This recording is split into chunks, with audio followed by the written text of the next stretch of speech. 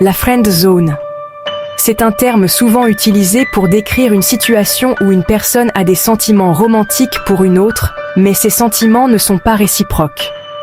C'est un endroit que beaucoup redoutent, un lieu où les espoirs de romance semblent s'éteindre. Un endroit où les espoirs romantiques vont mourir. Cela peut être une expérience douloureuse et frustrante. Ça arrive quand quelqu'un qui nous attire nous voit juste comme un ami, pas comme un partenaire potentiel. Aïe. Pas comme un partenaire potentiel. Aïe. Souvent, ça arrive à cause de la peur. Peur du rejet. Souvent, ça arrive à cause de la peur. Peur du rejet. Peur de gâcher une belle amitié. Peur de gâcher une belle amitié. Du coup, on reste silencieux en espérant que nos sentiments soient magiques et réciproques. Du coup, on reste silencieux en espérant que nos sentiments soient magiques et réciproques. Spoiler alert, ils le sont rarement. Spoiler alert, ils le sont rarement. La friendzone, c'est un problème de communication. La friendzone, c'est un problème de communication. On pense envoyer des signaux, mais l'autre personne ne les capte pas. On pense envoyer des signaux, mais l'autre personne ne les capte pas. C'est là que comprendre le langage de l'amour devient utile. C'est là que comprendre le langage de l'amour devient utile. Qu'est-ce qui les fait se sentir aimés et appréciés? Qu'est-ce qui les fait se sentir aimés et appréciés? La première étape pour s'échapper de la friendzone, c'est de reconnaître qu'on y est. La première étape pour s'échapper de la friendzone, c'est de reconnaître qu'on y est. Ensuite, on peut commencer à changer la dynamique de la relation. Ensuite, on peut commencer à changer la dynamique de la relation. Cela peut prendre du temps et des efforts, mais c'est possible.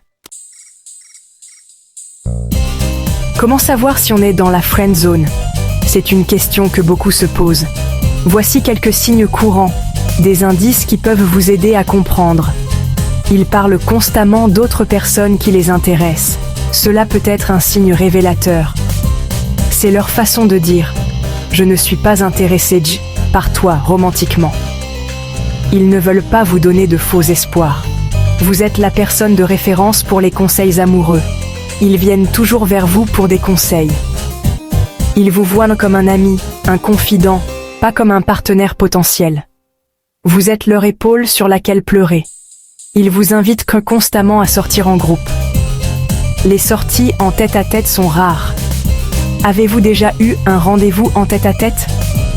Si la réponse est non, c'est un signe. Probablement pas si vous êtes dans la friend zone. Les rendez-vous en tête-à-tête sont rares. N'oubliez pas que ces signes ne sont pas infaillibles. Chaque situation est unique. Mais si plusieurs vous parlent, il est temps de revoir votre approche. Prenez du recul et évaluez la situation. L'honnêteté est terrifiante, surtout en matière de cœur. Mais c'est la clé pour s'échapper de la friend zone. Dites à l'autre personne ce que vous ressentez. Choisissez un endroit privé où vous pouvez parler ouvertement et honnêtement. Utilisez des phrases avec « je » pour exprimer vos sentiments. Au lieu de dire « tu me fais ressentir », essayez « je ressens » quand on passe du temps ensemble. Ne vous attendez pas à une réponse immédiate. Ils pourraient avoir besoin de temps pour gérer leurs propres émotions. C'est tout à fait normal. Section 4.